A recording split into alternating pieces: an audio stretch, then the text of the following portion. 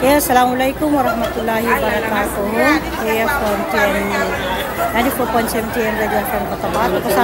Kasama po natin ang iba't ibang media entity, BAM News Online and Balitang Bangsamoro. So sa ngayon ay ati pong mapalad na mga kapanayam ang Blood Center Head ng SOC Sergeant Regional Blood Center. Walang iba kundi si Dr. Sir John P. Kalim. Okay sir, Assalamualaikum. Waalaikumsalam warahmatullahi wabarakatuh. Magandang tanghali po sa ating mga tagapakinig. Unang-unang katanungan po sir, ano po yung unang layunin kung bakit dito sinagawa itong Bayanihan Kadugo Awards 2025 at bakit po isinagawa dito sa Cotabato? Ito pong Bayanihan Kadugo Awards ay taunang parangal sa ating mga local government units at mga non-government offices na nagpapa-organize ng blood donation para sa lahat ng ating mga pasyente, no? Para magkaroon po tayo ng sapat na dugo na supply dito sa ating lugar. Ano po yung pinaka-highlights nito, sir? So, ang pinaka-highlights po nito ay ang pagkilala natin sa lahat ng ating mga partner local government units, specifically from our municipalities, from our barangays, and our provinces. So sila po yung binibigyan natin ng parangal sa ngayong araw at bilang pagpupugay sa kanilang contribution na magsagawa ng blood donation sa kanilang mga lugar. Kaya ito po yung ginagawa natin bilang pagkilala naman po doon sa kanilang kabayanihan.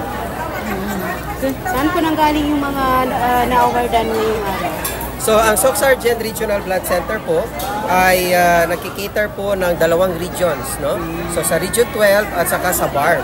So, that is why kasama po sa ating mga awardees ay galing po ng BARM at galing po ng Region 12 na mga municipalities and barangays.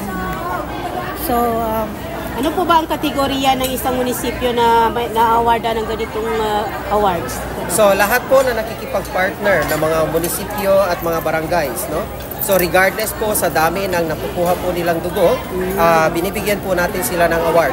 Pero, meron po tayong mga target na awards, no? Para sa isang local government unit, ang target po ng isang munisipyo or isang barangay is 1% of their population ng current year na yon. So, yun po yung ating basis. So, kung makikita po ninyo, lahat po ng ating mga barangays and munisipyo na naka-receive or naka-receive ng mga trophies, sila po yung mga naka-reach ng more than 1% ng kanilang target.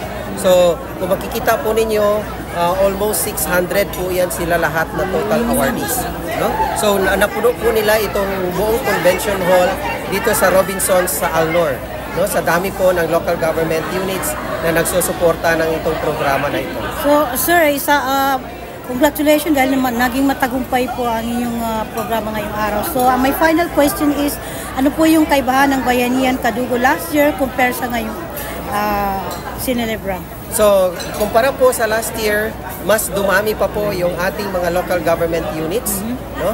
Na pagpatuloy po ng mga previous natin na mga partners.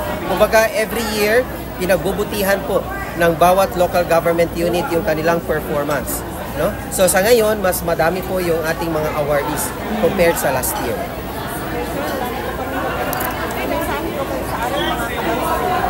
Okay, maraming salamat po sa pagtugon sa panawagan ng Department of Health na magkaroon tayo ng sapat na dugo. No? So sa tulong po at sa tugon po ng ating mga local government units, nagpapasalamat po kami ng marami at in behalf of all our patients, no, na nakinabang doon sa mga dugo na na-donate po nila, maraming salamat po.